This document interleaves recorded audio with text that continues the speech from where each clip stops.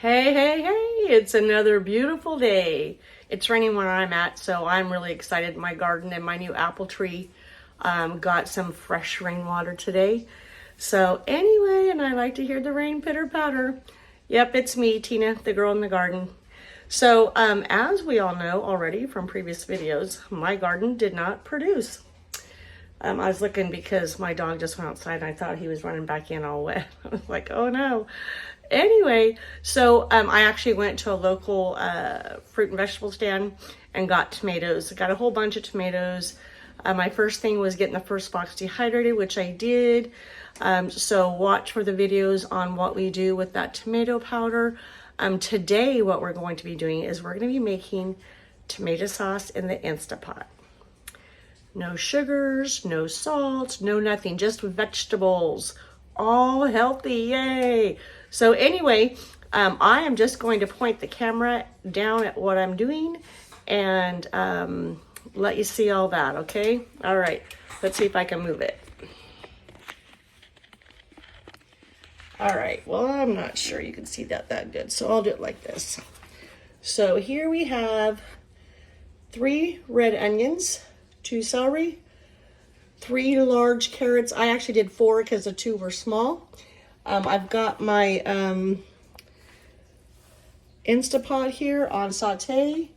I've got about 3 tablespoons of oil in there. And that 1 onion is telling me that it's good to go. So I am just going to toss all of these vegetables in there. And I'm going to saute them for about 6 to 7 minutes. Okay, so I'm just gonna first of all get them all coated in oil. Now, I didn't chop these all up because I didn't think you guys needed to see me do that. But here's all the rest, the pieces that we don't use, obviously. So it's the ends of the carrots and the celery and the ends of the onions and the skins. I don't throw these away. I actually put them in the freezer and use for seasoning when I make chicken stock or beef stock. You can compost it, you can toss it, you can do whatever you want. That's just what I do. So anyway, we have a few minutes while this is sauteing down. So I am going to show you one more thing while we're waiting. Here's a bag of the tomatoes. Yes, I already washed them, sliced them, and then I put them in bags. There's about 3 pounds per bag, and then I put them in the freezer because I wasn't going to have enough time to do it all in one day. So anyway, these are going to continue to defrost while this continues to cook, and we'll see you back here shortly. All right, we're back. Can you hear that sizzle? I don't know if I can tip this up enough that you can kind of see. So the onions are getting translucent. So it's time to start adding the tomatoes. I'm going to give this another stir.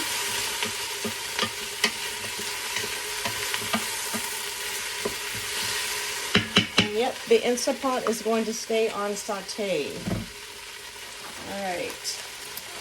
So these tomatoes are going to be cold, but I do want all that tomato juice that's in there. So it's going to cool it down quite a bit, and I still have another bag to put in there. So this part might take a little bit longer than usual. But basically, you're going to get your tomatoes in there. So the thing with the tomatoes is I should have taken them out yesterday and put them in the fridge to defrost, and I forgot about them. So had to do that today so they're not defrosted all the way. So just remember to do that, or just know this part's going to take a little bit longer. All right, so remember this is about 6 pounds of tomatoes. With the rain, the flies are coming in droves.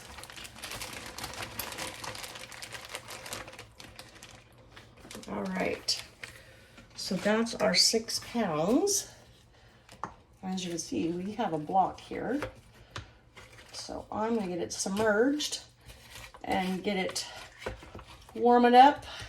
And then I'll be back to show you when it starts to bubble. See you soon. I forgot to mention one thing. Once you get your tomatoes in there, it's time to take your potato masher and you're gonna start mashing your tomatoes to make the sauce come out. Now, I already had a lot of sauce because I froze mine first. So, and then we know we've got a block in here, so we can't smash it yet. But eventually we will be using that. So, if you're using fresh tomatoes that have not been frozen, once you get them in there, start pushing them down so that juice comes out to start mixing with the other vegetables, okay? All right. So hopefully you've been stirring all along. I didn't say that whenever you were sauteing the vegetables, but you need to make sure you stir so nothing scorches. And you're going to just take your potato masher and just mash up the tomatoes, or any of the other vegetables that will actually smash at this point. You don't have to like kill it, just smash it. And keep stirring it. And then what we're doing now is we're waiting for it to come to a simmer. And that's where we're going to use our Instant Pot. Sorry about the noise. I do have another experiment going on at the same time. So anyway, all right, let's wait for this to simmer. All right. If you've given it a good stir and it's still bubbling, it is time to do the pressure cooking part, the Instant Pot part. Okay. All right, so I'm going to turn it off. I'm going to get my lid. I'm going to make sure it's the lid is set at sealing because I don't want it to vent out.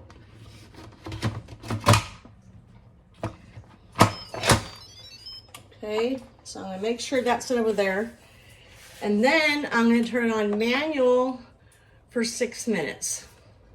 And we're going to let it go.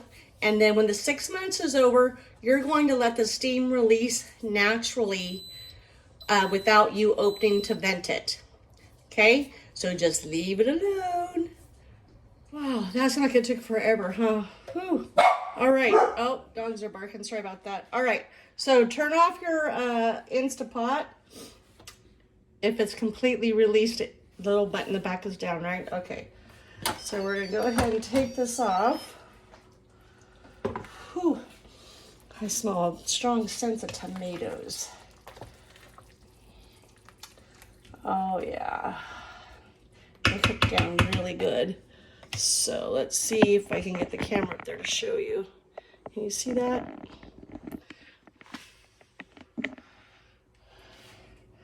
All right, now I'm gonna saute, and I'm actually gonna saute for an hour. So how hot is that? Hold on.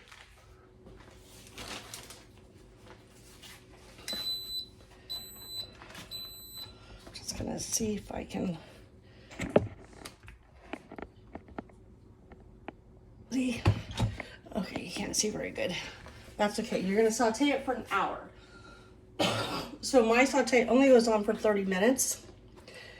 And when you're sauteing it, that's really the most important time that you keep an eye on it and keep it stirred, because you certainly don't want it to scorch on the bottom and have your tomato sauce taste like ashes, right?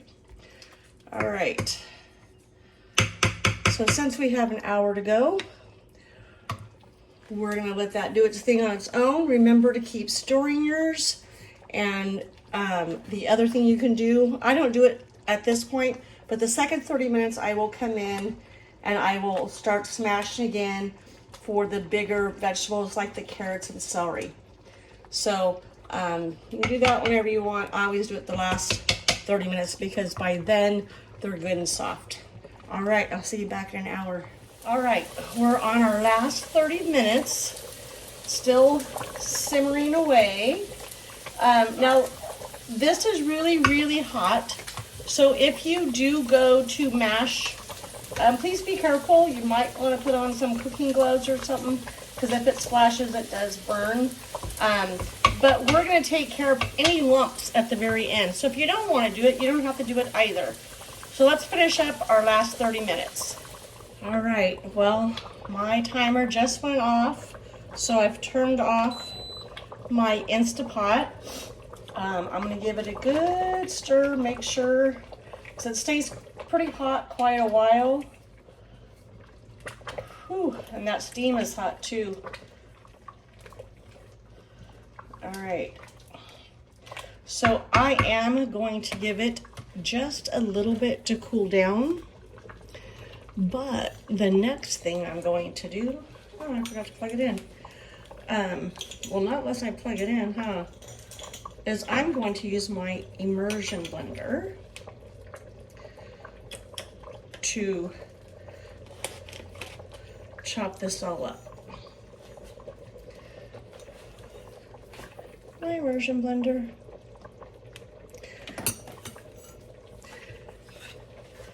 Yeah, so I tend to let it at least quit boiling so much that it's going to pop at me anyway. And I just let it cool down a little bit. You can let it cool down as much as you want. Just know that right now it's pretty hot. And actually, I have to step in front of you, sorry. My kitchen only has so many plugs. When we did the remodel, yeah, we forgot I might need some plugs elsewhere. So I've got 2 on this side of the kitchen. None on that side of the kitchen. All right. So, and then basically, I just take my little blender, I put it down in here.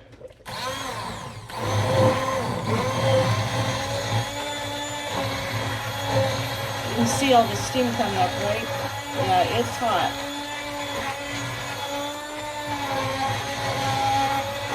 And this is just going to blend up everything. All the other vegetables, any tomatoes that might still have some kind of a form or shape, the skins, the seeds. I don't find anything after I do this. But I do let it cool off a little bit in between. Was afraid that heat or moisture is going to get up here and hurt my blender. You can see it's popping away. So I'm going to give it a good stir.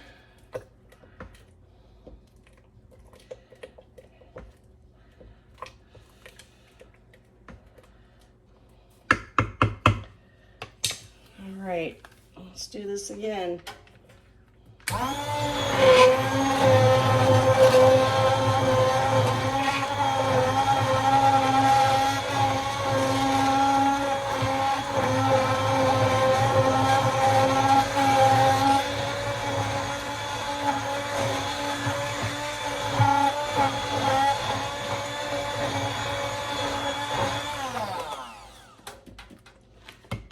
Okay.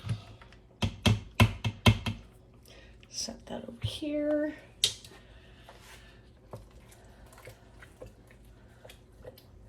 I'm going to give another good stir and let some of that steam stop so I can actually see what I have left to do. I'm going to think I probably need to do the blender a couple more times to get this as smooth as I want it. All right, I'll see you soon. All right, and we are back. So I started my tomato sauce at about 2:30 today. It's 20 to 6 right now. And as you can see, there's still a lot of steam. I really do get impatient and I just have to do the immersion blender because I just can't wait to see this nice creamy tomato sauce.